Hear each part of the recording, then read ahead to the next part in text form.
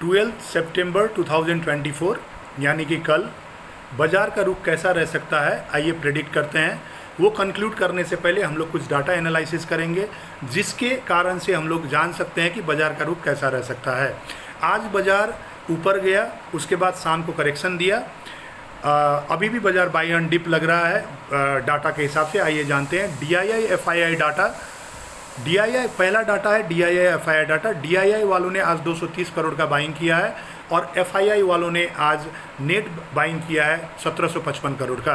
तो दोनों डाटा यदि देखा जाए तो नेट बाइंग की तरफ ज़्यादा है। तो कल का बाज़ार इस हिसाब से बुलिश सेंटीमेंट नज़र आ रहा है, बाई एंड डिप नज़र आ रहा है।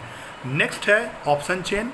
ऑप्शन चेन के हिसाब से सबसे ज़्यादा ओपन इंटरेस्ट 25,000 के लेवल में है, तो वो रेजिस्टेंस बन जाता है। और 24,500 में सबसे ज़्यादा ओपन इंटरेस्ट पुट साइड में खड़े हैं पुट राइटर्स, तो 24,500 का सपोर्ट दिख रहा है। तो ये था ऑप्शन चेन के हिसाब से। और PCR अभी भी बियरिश सेंटीमेंट में दिख रहा है, ज़्यादा बुलिश सेंटीमेंट है क्योंकि DII FII data bullish sentiment indicate कर रही है। Option chain bullish sentiment indicate कर रही है क्योंकि 25,000 का रेजिस्टेंस है, तो रेजिस्टेंस के आसपास ट्रेड कर रहा है निफ्टी। कभी भी ब्रेक करके ऊपर जाने का संभावना ज़्यादा है। नेक्स्ट है टेक्निकल स्टडी के हिसाब से पहला रेजिस्टेंस बन के आ रहा है 25,001 का। यदि वो ब्रेक करता है तो 25,130 जो आज भी गया था, मगर वहाँ से बाउंस बैक वहाँ से करेक्शन दिया बाज़ार ने।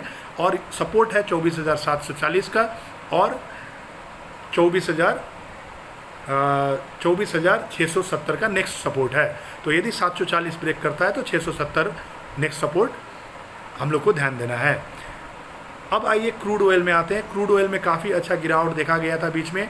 आज अचानक से क्रूड ऑयल स्पाइक कर गया। इसके पीछे लीबिया का जो ऑयल प्रोडक्शन है वो रिस्पॉन्सिबल है। उसमें डिसरप्शन है, मतलब उसमें स्टॉपेज आया था, इसके वजह से थोड़ा बहुत ऊपर की तेज़ी देखी है। मगर ओपेक के हिसाब से और इंटरनेशनल ग्लोबल डिमांड के हिसाब से अभी भी क्रूड ऑयल का प्राइस आने वाले दिन में बियरिश रह सकता है।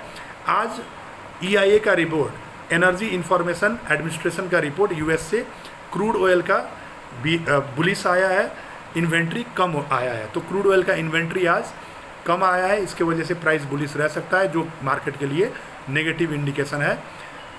अब आइए आज रात को जो US इन्फ्लेशन का डाटा आने वाला है, यदि वो कम आएगी